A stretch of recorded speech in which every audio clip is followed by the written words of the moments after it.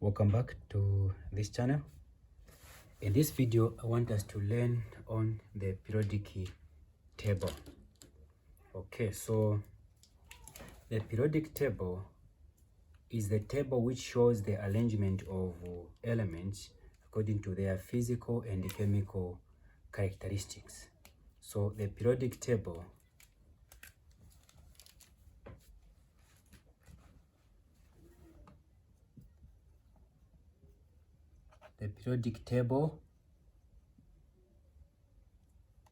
is the table which shows the arrangement of elements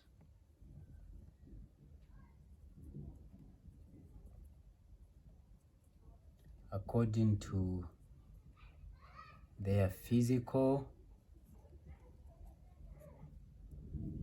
and the chemical properties. Okay, so a periodic table is a table which shows the arrangement of electrons according to their, the arrangement of elements according to their physical and chemical properties. Now, this was discovered in 1869. It was discovered in 1869 by the scientist from Russia called the Dimitri Mendeleev. Okay, so Dimitri Mendeleev. So it was discovered in 1869 by the scientist from Russia called the Dimitri Mendeleev. So this table has been existing to help us recognize the elements and their properties easily using the periodic table, and it shows them in order in groups. So basically, when talking about the periodic table, okay, I'll just draw a sketch of the periodic table here. Okay, so imagine this is a periodic table. So we have some lines on the periodic table like that. Okay, we have some lines on the periodic table.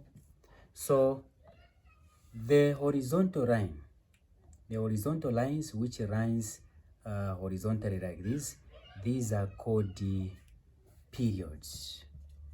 These are called the periods. Then the vertical lines from there and there, they are called the groups. So the periodic table is made in periods and the groups. So you need to know how many groups are on the periodic table. So get it clearly. The elements which have been arranged horizontally, these are called the periods of the periodic table, and there are 7 of them. Then the vertical columns, they represent groups of the periodic table. If you check on this paper here, this paper is clearly showing the groups and the elements of the periodic table. So I was saying that the vertical columns, these represent groups of the periodic table, while the horizontal lines are representing the periods of the periodic table. Now, there are some very important groups on the periodic table which we have to learn. You need to know their properties, and most of them has to be at your fingertips. We'll start with the group 1 of the periodic table. So the elements in group 1 of the periodic table, we are talking about the first part here. We have 8 groups altogether. We have group 1, group 2, group 3, group 4, group 5, group 6, and 7, then last 3, 8. Okay, so we have 8 groups of the periodic table. But for periods, we have 7. We have 1, 2, 3, 4, 5, 6, 7. Okay, so periods are 7 on the periodic table. So we'll start with the group 1 of the periodic table. We need to know the elements which are found in group 1 and the properties of those elements. So in group 1, the first element which we have there is lithium. The first element in group 1 is lithium. So we have lithium. Then from lithium, we have sodium.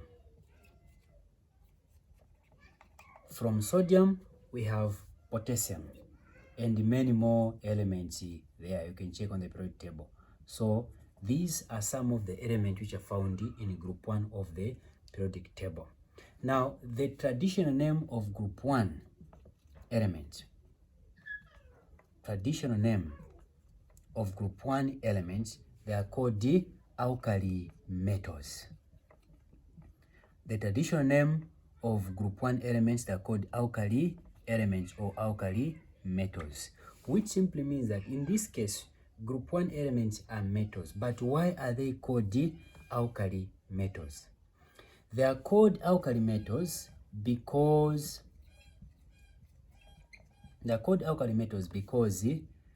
when they react with water, they produce an alkaline solution. Because when reacted with water,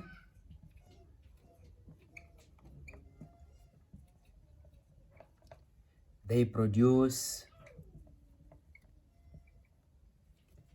an alkaline solution. Okay, so they are called alkali metals because when they reacted with water, they produce a solution which is in alkaline form.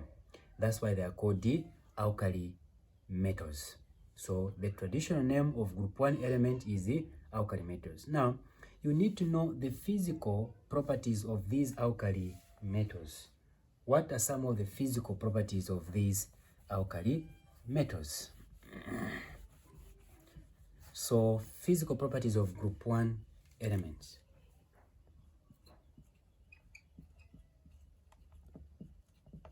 Physical properties of group 1 elements, or metals if you want. So, what are some of the physical properties of group 1 metals? 1. Group 1 metals are soft metals. They are soft metals such as you can even cut them with a knife or a razor blade. So group 1 metals are very, very soft metals. You can even cut them using a knife. So that is the first physical property of group 1 metals. Now, these group 1 elements, they also have low densities. Group 1 elements have low densities. So almost all the group 1 elements, they have the very amongst all the metals actually, they are the one with the lowest density. So group 1 metals have low densities. They also have low melting point. Low melting points. So group 1 elements have low melting points. Then these group 1 elements, they are also, apart from talking about the soft metals, they are also shiny metals. They have that bright color, so they are shiny metals. These are the common properties of group 1 metals, the physical properties of group 1 metals. So they are soft metals, they have low densities, low melting point, and shiny in nature. They have a very shiny color. Okay. Then we have to look at their chemical properties. So the chemical properties of group 1 metals. We look at the chemical properties of group 1 metals or elements. First of all, group 1 metals, they lose 1 electron for them to become stable. That's a chemical property during the reaction. So group 1 metals lose 1 electron,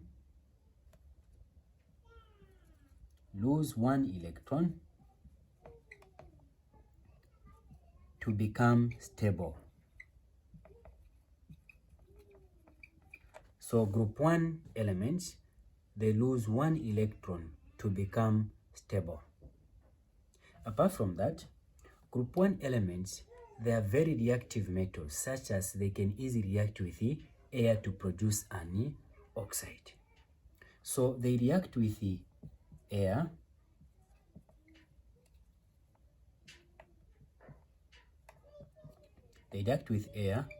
to form an oxide. They react with air to form an oxide.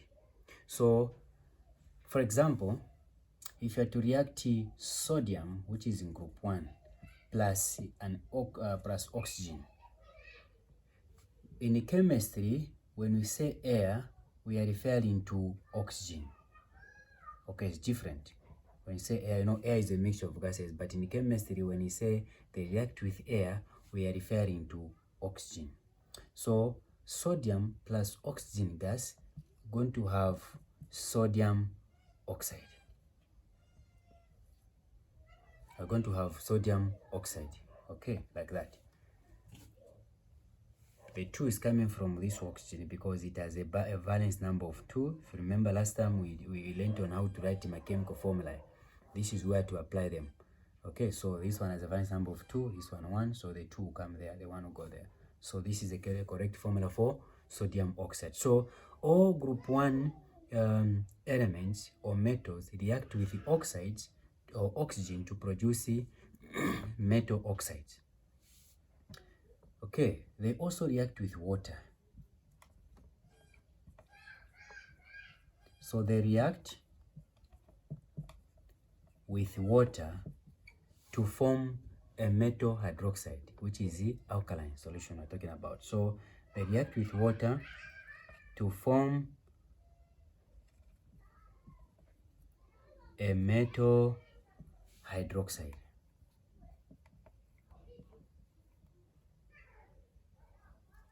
They react with water to form a metal hydroxide. For example, we react potassium K plus water, which is H2O. We are going to form a metal hydroxide plus hydrogen gas. So we have potassium hydroxide plus hydrogen gas. So group 1 elements react with water to form a metal hydroxide and the hydrogen gas.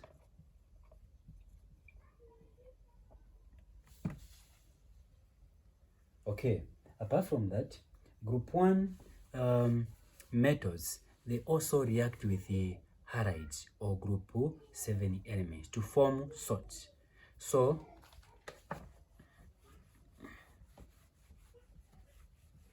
okay, so we are saying that they react with the halides. Now halides, we are talking about the group 7 element. Group 7 elements. Okay, let me say halogens. So halogens, they react with halogens to form, halogens are group 7 elements, to form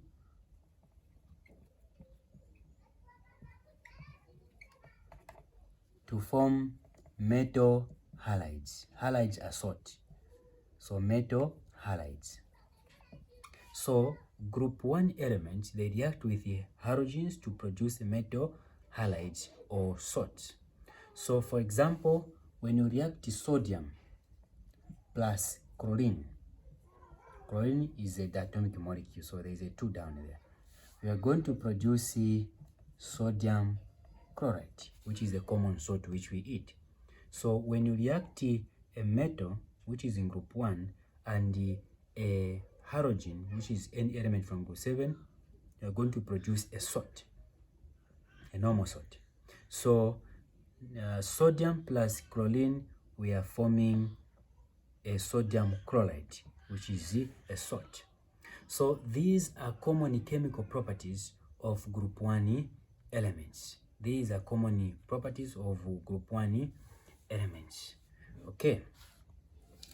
Now we go to the second group of the periodic table, group 2. Though most of these things which are from talking about, they also apply to group 2 elements. So we talk about group 2 elements now. They are also metals. So group 2 elements, they are traditionally called a traditional name.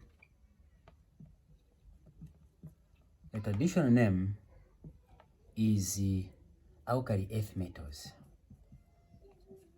Alkali earth metals. Now the reason why they are called alkali is the same reason with the group 1, because they form an alkaline solution when you react them with water. Now earth simply means that they are commonly found. They are everywhere. For example, magnesium. Magnesium is everywhere. On each land you're going to find magnesium. Okay, so the traditional name for group 2 elements, they are called alkali earth metals. They are called alkali metals because they form an alkaline solution when reacted with water. Then the word earth there, it simply means that these elements are commonly found on earth. On each land you're going to find these elements. For example, magnesium. Magnesium is one of the essential elements for growth of plants, and almost in each and every land when you grow any plant, it will grow. Why? Because there is magnesium needed for chlorophyll, the formation of chlorophyll. Okay, so that is why they have that name. Now we talk about the physical properties.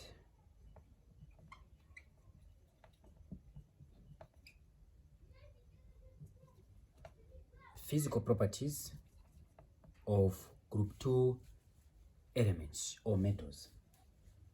1, they are silvery in color. So group 2 elements are silvery in color. They also have a shiny color like group 1. So these a bit, they look like silver. So they have relatively low density. Relative low, but not as low as those in group 1. That's why I've put the word relative low density. We also have relative low melting point.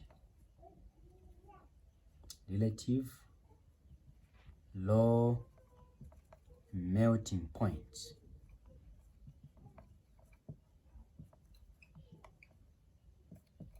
Relatively low melting points. They are soft. They are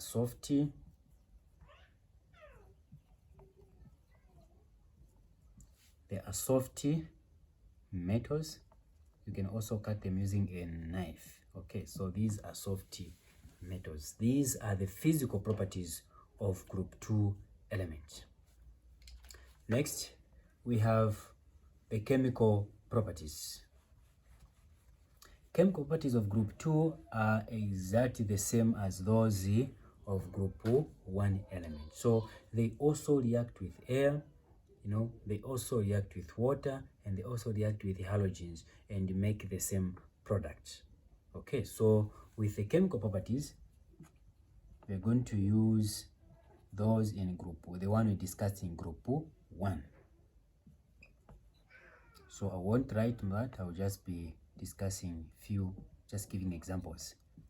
So the only difference is that these, they have to lose 2. These, they lose 2 electrons to be stable.